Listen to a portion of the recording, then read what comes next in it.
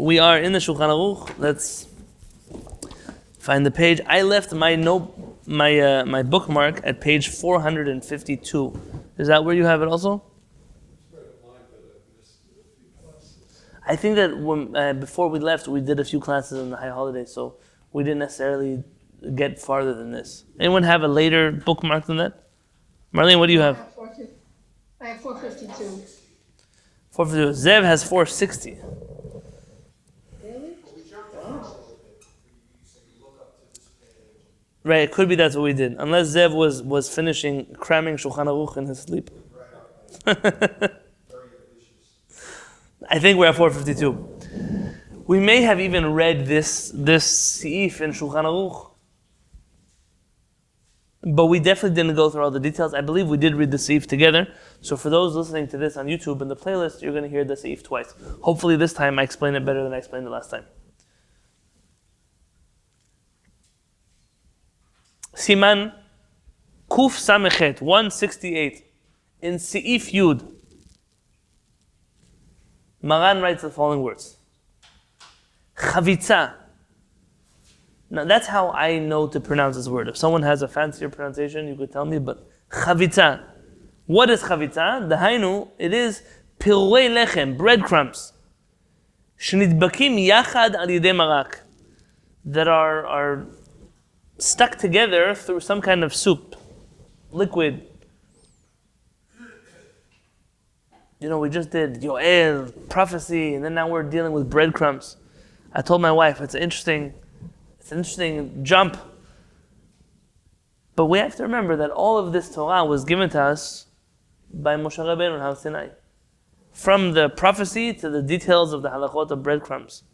It's all part of a grand vision of a Kadosh Baruch Hu for humanity. And I think that sometimes we have to remember that. We feel this disconnect between lofty Jewish concepts and seemingly arbitrary Jewish conversation, but it's not true. All of this is part of a big picture. Like we mentioned in the past, I don't remember which shiur I mentioned this in. Could be it was even a Kuzari class. Chachamim tell us that Chacham adif min navi. That a scholar, a Talmid Chacham, is better than a prophet. How so? Tell me the difference between the times of the Nevi'im and the times of the Chachamim. What kind of things were the Nevi'im talking about? The future, the third Beit Mikdash, the ingathering of exiles, world peace. What kind of things were the Chachamim talking about? Life. Tell me, there are mitzvot. Chachamim come along and they add 7 mitzvot to the Torah. What are they? Not all of them, some of them. Okay, Purim, Chanukah, they add a few holidays. What else? Shabbat candles. What else? No? Very good. Washing your hands for bread. Things like that. No, But they added more than 7. What is known to me, Chachamim, we have 7 rabbinic mitzvot. Only? Other things they added, I'm not talking about. Mitzvot, there's a mitzvot. Okay, Hallel, depending when, very good.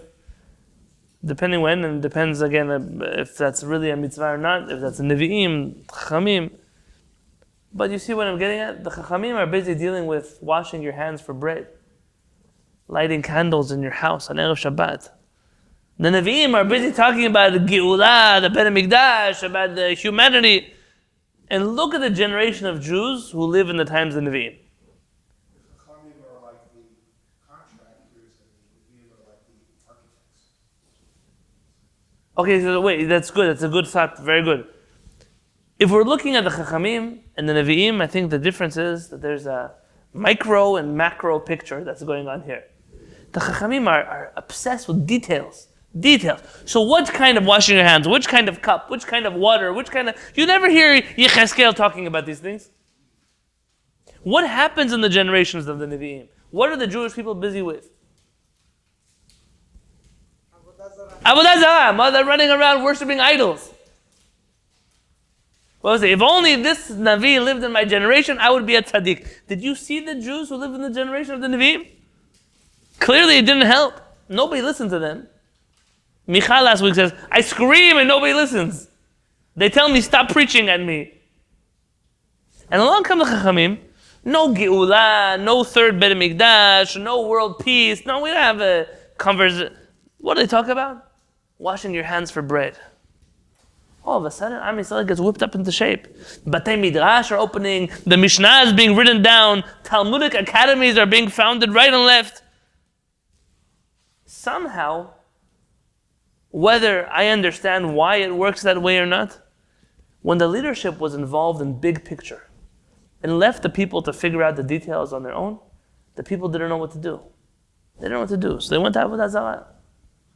The Chachamim, they can't focus on the big picture right now. They're most of the time in exile. But they're busy telling you exactly how to wake up in the morning. What do you say when you wake up in the morning? How do you tie your shoes in the morning? How do you wash your hands? How do you put on tefillin? How do you put on talit? How do you pray? What happens if you're saying Amidah and someone else says Kaddish? All of those details, so you don't have time to do Averot. You don't have a moment in your life to do Avodah Zarah. Chacham adif min Navi. There's wisdom to this teaching. A Navi may be greater, but in terms of who helped Am Yisrael, Chachamim helped Am Yisrael. So what do we pray for with the Geulah? The Mashiach that we believe in is a Mashiach who will both be a Chacham and a Navi. He'll do both.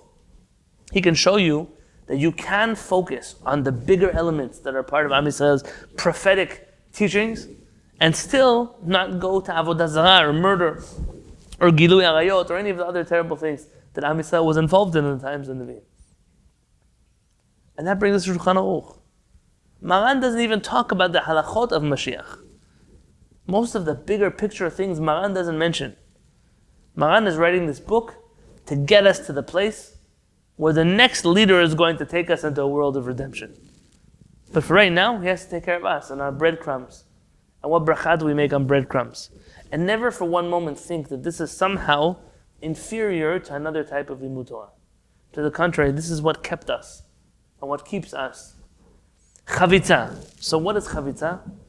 Dahainu piruei lechem, breadcrumbs, shnidbakim yachad al yidei marak, that stick together through some kind of liquid. Im nidbashen, if you cook these breadcrumbs that are kneaded together, so let's say there's two steps. There's kneading breadcrumbs, kneading with a K. You make them like into a dough, and then you cook those breadcrumbs. Give me an example of this, something that people do often like this. Matzah balls, right? Matzah balls. So let's just assume that matzah is hamotzi, so it's Pesach time. And you take matzot, you crumble them up, and you make them into a dough, and then you put them in hot water to cook them. What baracha do you make on those matzah balls? Says Maran, im nidbashel, if you cook them, im yesh behem kezait, if there is a olive size amount, even though it has no image, likely resemblance to bread, mevarech hamotzi uberkat hamazon. You say hamotzi and berkat hamazon. No, we didn't really talk about matzah balls yet. We're going to have to apply this maran to all of the foods that you make with breadcrumbs. V'im en behem kezait. And if there is no kezait, there's no olive amount, af al pi shenira sheyesh bo toar lechem, even though you can tell that it's bread, eino mevarech ela borei minei mezonot ubracha achat me'en shalosh. You say mezonot and ala michya, you don't say hamotzi lechem min haaretz. So step one, if you cook breadcrumbs, it's a liquid that you knead them together, and then you cook them. If there's a kezait amount, even though you can't tell it's bread, it's hamotzi. But if you could tell it's bread, but it's not enough, it's not a kezait amount, then you don't make a hamotzi, you just make a mezonot. Like Schnitzel. Okay, Schnitzel has an added complication. Schnitzel is chicken fried in breadcrumbs. That has an added complication of there's chicken there. It depends where you go. Some places it's bread stuffed with a little bit of chicken, and some places it's chicken with a light layer of breadcrumbs. Depends on where you're going to eat. It's also like a Iraqi Right, very good. Okay, so we're going to talk about like deep fried, just dough pieces or things like that. But an American version of this may also be, if you're familiar with French toast. Now, I'm not talking about fancy French toast with big pieces. You take bread and you put them in seasoning. You throw, or what else? What do they call that? They make it on matzah. Matzah brai. Yeah, it's an Ashkenazi food. Matzah brai, you take some matzah pieces, you throw some eggs, and you throw it in a pan. And what bracha do you make on that? You can tell that it's bread. For sure, you can see those pieces of matzah.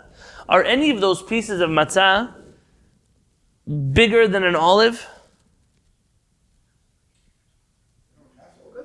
It could be. It depends. I guess also, and now you have to understand that we're defining olive like an olive, whereas other people may define olive like an ostrich egg. But different. I'm talking an olive meaning a real olive, a zayit that you know in your refrigerator. But we're getting ahead of ourselves. I was just giving an example so you know where we're going to go with this conversation. What? If there's stuff with the pimento, then maybe Oh. By the way, don't laugh, Baruch. There's that question. There's the olive with the pit, without the pit, with the.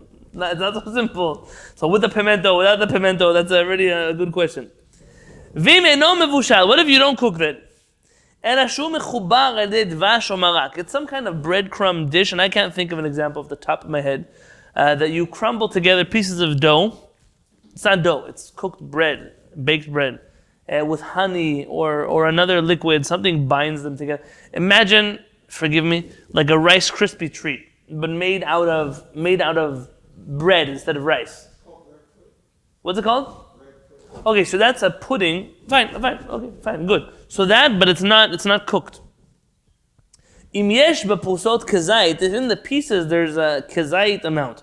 Mevarech alav hamotzi, afilu eno toar lechem. You say hamotzi even if it does not resemble bread.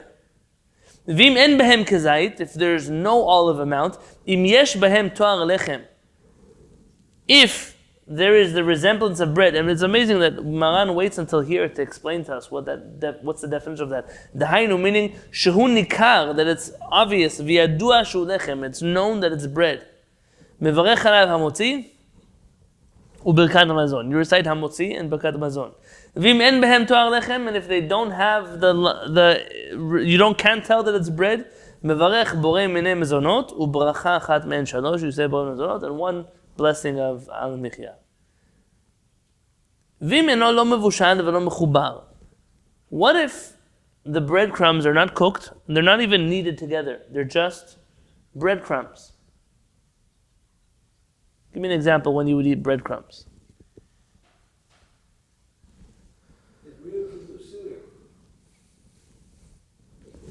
Cereal with milk, breadcrumb cereal. That's a new low. That's even worse than just plain cornflakes. Maybe crouton from the soup. Okay, very good. We're going to talk about croutons very soon, but that croutons already fit into the first two categories. Breadcrumbs, you ever see those people who they clear the table after Shabbat dinner and they're busy eating up all the breadcrumbs off the table? Those are breadcrumbs. Or let's say for whatever reason you're frying Schnitzel or you're making something with breadcrumbs and you take a spoonful of breadcrumbs for whatever you wanted it. Which baracha do you make on breadcrumbs that are not cooked? They're not even connected. Ela mefurar dak dak. They're broken up into small pieces, thin pieces. Af al pi she'en bo kezait, even though there's no olive amount in any one of those little pieces. V'lo toar lechem. And it has no resemblance to bread. Mevarech alav hamotzi u'birkat hamazon.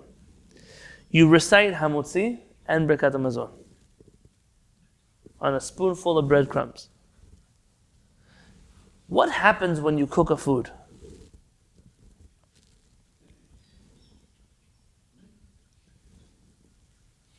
When you cook what? When you cook a food, what happens to it?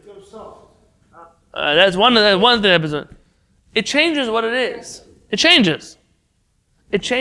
Really, the question that Maran is asking here is, what happens? At which point does bread stop being bread? That's the question. You want to answer this?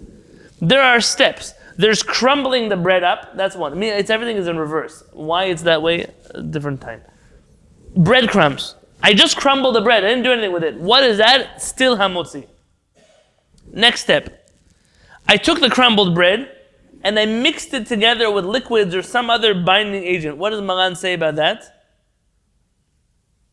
If each one of those crumbs is the size of an olive, you say hamotzi, even if it doesn't look like bread.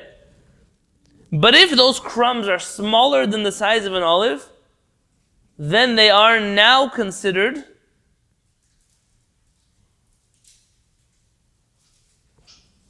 mizonot, unless you can tell they're from bread. If you can tell that they're from bread, it doesn't make a difference that you kneaded them together. Those are still hamotzi. Then the next step, what's the next step? After that, you take the breadcrumbs that you ground, you then kneaded it with liquids, then you cooked it. What happens when you cooked it? Cooking actually changes its status. Cooking makes something into something else. So the reason why breadcrumbs are hamotzi, but a cooked matzah ball, for example, I'm going to put it, is not a hamotzi, is for the very simple reason that it's cooked. One is cooked and one isn't.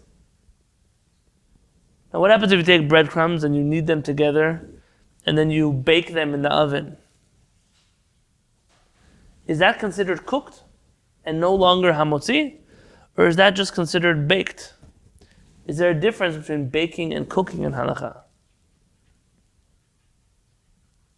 Those are the questions we're going to be dealing with here. What happens if you take soup croutons that are made from bread and you put them in your soup, and now they all kind of get, you got up from the table to check on your kids or something, you get back, now they're all mushed together into one glob on top of your soup. At that point I recommend don't eat it, but that's what you do. Is that a matzah ball now? Does that fall into the category of cooked? It was in hot liquid. Sort of, yes. Is it not cooked yet? Sort of, right? These are the questions we need to answer. French toast. French toast is bread that is big enough, like a kazait. It is bigger than a kazait. I cook it though in oil. It's not baked, it's cooked. Does it lose its status of hamotzi because now I sprinkled cinnamon and maple syrup and whatever else I put on it? Yes, because they made it for bread. It's bread, but we see that something that was made for bread can still lose its hamotzi status. If I take the French toast and I cut it up into tiny little pieces that are less than the size of an olive, its status may change.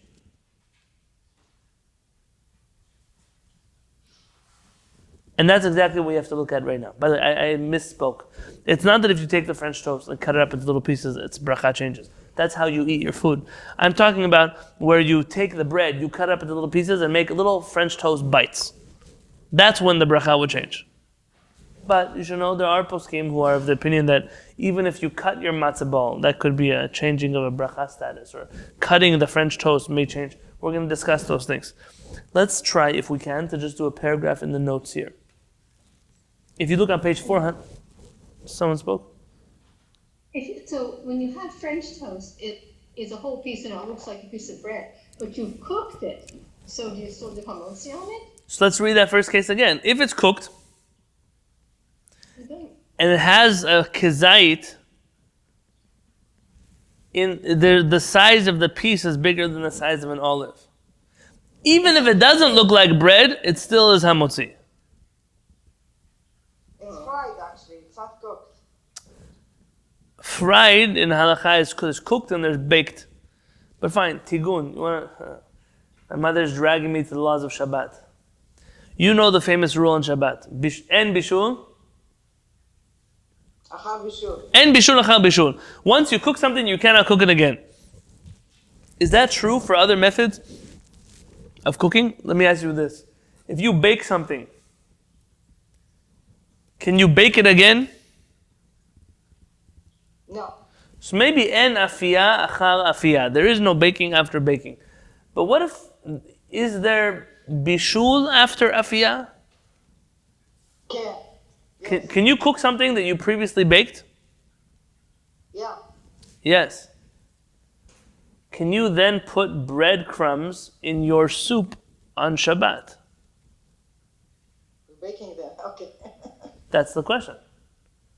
If you tell me that baking and cooking is the same, then yes, I can. But if my soup is piping hot, and I put let's give you a great example. You know, you go to these places and they serve you French onion soup inside of a bread bowl. Do you know what I'm talking about? Can you do that on Shabbat? That's piping hot soup that's going into bread. The bread is already cooked. The bread is already baked. It has not been cooked with liquids yet. So on Shabbat, if it's clear Rishon or Sheni or Shlishi, That might make a difference. I'm not teaching now Hilchot Shabbat. But let me give you another example. Another example that it may exist in your life in terms of tea bags on Shabbat. The famous war of tea bags. Rabbi Yosef Masas says the tea was already roasted. You buy tea roasted. So you can cook it on Shabbat all you want. But you can put the tea bag in your hot water urn on the fire. It's cooked already. Every other person in the world disagreed with Rabbi Yosef Masas. Don't now start putting tea bags in your urn on Shabbat. What is he trying to tell you though? That according to him, once something has been roasted, then it's already cooked. And because of that, you can cook it on Shabbat. We don't necessarily agree with that stance, but it exists. And it comes down to similar questions like this one. Okay, already Kli Sheni, Kli Shlishi, that's B'ezrat Hashem, we're going to get to the laws of Shabbat. But they're old wars about Kli Sheni, Kli Shlishi. With the roasted tea, that sweet tea is roasted. It's already roasted, correct. My answer is if you're not doing it in the first cup,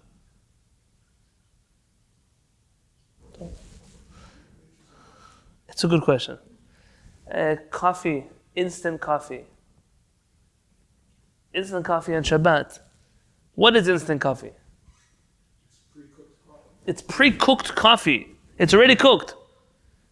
Instant coffee is possibly different than ground coffee in terms of its cooking status. You don't have to brew instant coffee. Therefore, these halachot change. But now we're not talking about coffee and not talking about Shabbat. Let's do a footnote. One maybe before that. Lamed Gimel. On page 452, you see it says Lamed Gimel.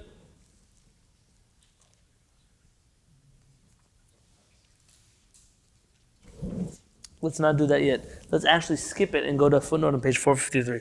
In the left column on page 453, it says Chav Bet. This is an elaborate, exhaustive, and exhausting footnote, which I don't plan to go through all of it together. But let's at least do the first paragraph. The origin of this conversation surrounding a chavitza is found in Masechet Berachot. So you see in the left column on 453, it says Chav Bet. You see that? Bibrachot Lamed Zayin Amud Bet on page 37b in Masechet Berachot. That whole section of Berachot in the 30s, that whole section is about blessings on food. You know, we have different types of blessings like Berachot, but that whole chapter, I believe, from page 36 and on, I think Lamed Vav, and onwards is all about the laws of blessings on food. And interestingly enough, if the rabbis instituted the blessing on food, what did people do before there were rabbis who instituted blessing? Did you eat without a bracha? How does that work? One day we're on page Bet in Masechet Brachot now. By the time we get to page Lamed Zayin, if I bless you that you'll be there with me on page Lamed Zayin, it means that we're all going to live a very long, happy, healthy life. B'ezrat Hashem. B'brachot Lamed Zayin nichleku amoraim. The amoraim have a dispute bedin berkat chavitza regarding the blessing of a chavitza. Rav Yosef holds kol she'en beperuin kezait mevarich mezonot. So long as the crumbs are smaller than a kezait, you always make a mezonot. Rav Sheshet, some say Sheshat. Rav Sheshet says, afilu en beperuin kezait mevarich hamutzi. Even if the crumbs don't have the amount of an olive in there, you make a hamutzi. V'amar Rava says there's a condition to that. V'hu de'ika alea tureta din hama. And that is that it has the tzura de pat. It has the you can tell that it's bread. So here's the machloket. Rav Yosef tells us that every chavitza, every breadcrumb you make into food, if it's less than a kazait, each piece less than a kazait of the bread, then it's always a mezonot. Who argues with him? Rav Sheshet. Rav Sheshet says that even if it has less than a kezait, you still make a hamotzi, and Rava puts in there's a caveat there. That's assuming that you could tell that it's bread. If not, that's already a different scenario. Upasku kol haposkim k'Rav Sheshet uchrava. And all of the poskim rule like the second opinion and the third opinion, which are really the same. V'hine lechol hadeot, according to all opinions. Chavitza hainu pat shenichtecha lechatichot. The definition of chavitza is not necessarily breadcrumbs. It's bread that was cut up into pieces. Ulachar miken nitnam im davar acher, and was then mixed in with something else. Ela shenechleku הראשונים, אם היינו שנתנם ביחד על ידי בישול או שלא על ידי בישול. The Chachamim are only in an argument as to whether or not you then combine them together through cooking or not through cooking. Meaning, was it just the honey scenario or was it the matzah ball scenario? ולדעת רש"י, and to the opinion of Rashi over there, חביצה היינו לחם שמבשלים בקדרה. חביצה is bread that you're cooking in a pot. וכן הסכימו ראשונים רבים. There are many ראשונים who agree with his reading of this piece of the Talmud. ולשיטה זו בפת שהתבשלה באינן חדה מתרתה, לברך עליה המוציא. And according to this opinion, you need one of two conditions to make hamotzi on chavitza. דהיינו, שאם יש בחתיכת כזית בפני עצמה, does each piece of bread have more than an olive size? ברכתה המוציא, then it's a hamotzi. ואפילו אם אין בה כזית, and even if it doesn't have that amount, כל שנשארה צורת הפת עליה, ברכתה המוציא. So long as you can tell that it's from bread, it's still a hamotzi. וכן כתבו התוספות, the תוספות agree, והמרדכי, ועוד ראשונים בדעת רש"י. And that's the way all of these ראשונים understand רש"י. וכן כתב בהדיה המאירי. And this is what the Meiri wrote explicitly. The Meiri is a special chacham. It's worth it to look into his life, into some of his writings. Agree, not agree, a special Talmid Chacham. The Meiri says, שנתבשלו באינן, או שיהיה בהם כזית, או שיהיה בהם תורית הדנמה. If you cook them, then you need one of two things. They either have to have the size of an olive, or they have to look like bread. That's the only way it could stay hamotzi. I'm skipping. אולם התוספות, the Tosafot כתבו לדחות פירוש רש"י, they push off Rashi's explanation, they rejected, ופירשו דהיינו פירורי לחם הנדבקים על ידי מרק או חלב וכיוצא בזה בלא בישול. They understand חביצה has nothing to do with cooking, has everything to do with kneading together breadcrumbs, either with milk or with honey or something else. וכן הסכימו ראשונים רבים, there are many ראשונים who agree with him. ולשיטה זו, and according to this opinion, בנתבשלו יש להחמיר יותר מדין חביצה, ומחמת כן כתבו תלמידי רבנו יונה, שיש בנידון פת שנעשית פירורים 3 חילוקי דינים שהביאו להם בסמוך, וכמה ראשונים הביאו להנחה דין ותלמידי רבנו יונה בשלח חילוקים זה, וכן פסקו הטור והשולחן ערוך כאן, וכן הסכימו הלבוש והבח והתז ושאר האחרונים. Bottom line is, Maran gets his opinion from here. The Rambam is what the next 1, 2, 3, 4, 5 columns are all about. The Rambam seems to say one thing at the beginning of what he writes, in the 3rd chapter of the Laws of Brachot, and then he says something else, or seems like he's saying something else at the end of the chapter that he writes, and that leads everybody to give different answers.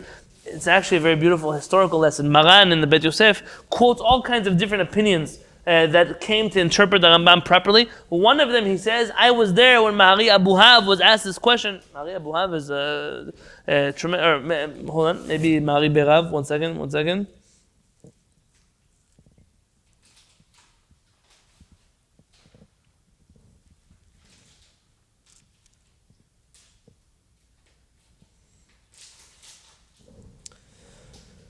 Maran first quotes somebody who's a descendant of the Rambam. The case of Mishneh mentions it's Rabbi Yoshua Nagid, who's from this is what the Rambam meant. He then also quotes another Pirush, which is the Pirush of Rabbi Yosef Fasi, I guess from Fez, if I had to guess, who explains the Rambam a different way.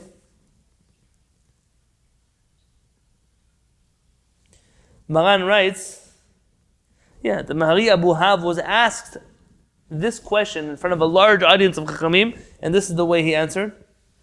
Maran then quotes Mahari Berav. Who is Mahari Berav to Maran? You know. Who is Mahari Berav to Maran? Tell me. Makubal from Tzfat. Okay, but who was he? To Maran. What was his relationship with Maran? If I told you Mahari Berav founded the Sanhedrin in Tzfat, who does that make him to Maran? A student. That makes him Maran's teacher. Maran quotes Mahari Berav's answer to this dilemma in the Rambam, and then Maran proceeds to reject it and give a better answer, or what he views as a better answer, which is fascinating. When Maran heard from his own rabbi the answer, he rejects it. He heard an answer from Ari Abuhav, also one of the giants of Tzfat, then rejects it. Sees an answer from the descendants of the Rambam, rejects it, and has his own. It tells you something about the fact that Torah is not, nobody has a monopoly on Torah. Just because you're great, you may even be my teacher, I'm still allowed to think for myself. I have to prove things, I have to argue correctly, I have to be logical, I have to have sources. But this whole notion that I'm frozen somewhere because I studied from someone or I'm part of some group. I once spoke with a certain Talmid Chacham. I will not mention names, and I won't even mention the name of the group he belonged to. And we're talking the laws of Pesach.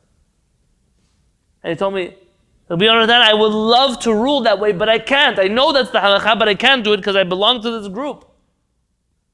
There's an older person, a posek, and no one is the posek in that group. I told him, I said, Mechila, but how do you consider yourself a posek? A posek can't rule because they belong to a certain denomination and they have a party line they have to toe. Then you're not a posek, then you're just a marketer. If you're a posek, then you have an obligation to rule in accordance with what you perceive to be the truth. It's unusual. How could it be that way? Somebody tried to convince me once that a certain Hasidic Rebbe is only that way because his father made him that way, not because he really, if it was up to him, I said, if up to him, who else is it up to if not for him? His father's dead. He's the grand rabbi of hundreds of thousands of Hasidim. He can make any choice he wants. Any choice he wants. This is the kind of person who has influence over hundreds of thousands of people. So what excuse is it that, my father told me, Mechila from your father, you're now the one holding the reins, and if there's a problem, it's your fault. Maran is showing you that you have to be courageous to be a chacham. You have to be willing to think about things differently than other people did, even differently than other authoritative people did. And nobody came here and said, look at Maran, he's not really religious, he's not a rabbi. Nobody said that about Maran. Because everybody knew that in the pursuit of truth, that's what the whole Torah is for. Torah emet natan lanu. How could you go up to the Torah? You make a bracha on the Torah. Asher natan lanu Torah emet. He gave us a Torah of truth. But you know the Torah you believe in is a lie. How do you make that bracha? How do you wake up in the morning believing one thing about the Torah and saying something else about the Torah with Hashem's name in it? The Torah that you learn and teach and study has to be emet. It has to be true. Let me leave you off for tonight just with a summary of what we've done. And that is that there are 3 different statuses of breadcrumbs. There's breadcrumbs that are plain on their own, nothing involved in them. You're eating plain breadcrumbs.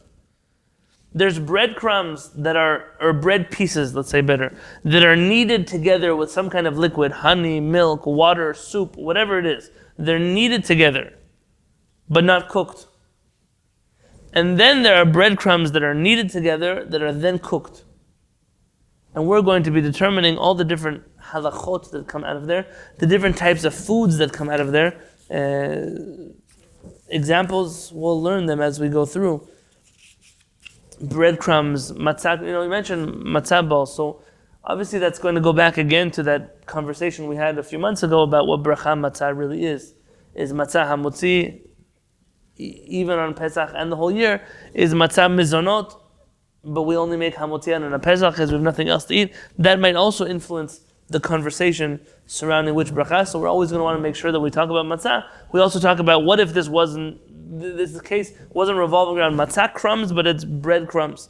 And we're going to talk about all different types of things that will lead us into other foods that are made out of dough or breadcrumbs. Ultimately, we'll get into conversations of what happens if you take dough and instead of baking it, you deep fry it. Is that a challah? Can you say hamotzi on that? These are interesting questions. I'll give you one thing to know before you leave, and that is Erev Pesach. Erev Pesach, which falls out on Saturday night, Motzei Shabbat. So the first night of the Seder is a Saturday night. You eat Shabbat, your Shabbat meal in the morning or early afternoon. You then have to eat Sudah Shlishit. What's the problem with Sudah Shlishit? It can't be early afternoon. You eat breakfast in the morning. You cannot eat chametz. You can't eat chametz in the afternoon of the Eve of Pesach. You also can't eat matzah. You can't eat matzah. Why? It's a mitzvah to eat at night. Because you're not allowed to eat matzah on the Eve of Pesach. So what do you eat for Sudah Shlishit? On the Eve of Pesach that falls out on Shabbat. Right, fish and meat is only b'di'avad. You're supposed to have bread or some kind of mizonot product at the very least. Fish and meat is a later opinion that not everyone agrees with. Right, so that's where we start to get into. What if you make, Chacham Ovadia suggests, making matzah brai in such a way that it's not permissible to be eaten for the Seder. You can't eat cooked matzah for the Seder. It's not chametz. Matzah brai is not chametz. It's also not kasher for the Seder. And if you leave the pieces large enough, you're also able to make a hamotzi on those pieces. Yeah? Because you could tell that it's bread and it's bigger than a kazait. So you can make hamotzi on those pieces.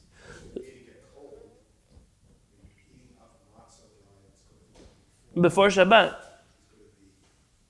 I'm not telling you it tastes good. I'm telling you it's a solution. Now, either he's a genius and invented this option of eating matzah, or people are saying he's letting you eat real matzah on the Eve of Pesach, which is forbidden. This conversation is indirectly attached to that conversation regarding to the bracha that you make on cooked matzah in a frying pan, especially with eggs or other things. B'ezras Hashem, that's what we're going to be studying in the coming weeks. God willing. Everyone have a beautiful evening.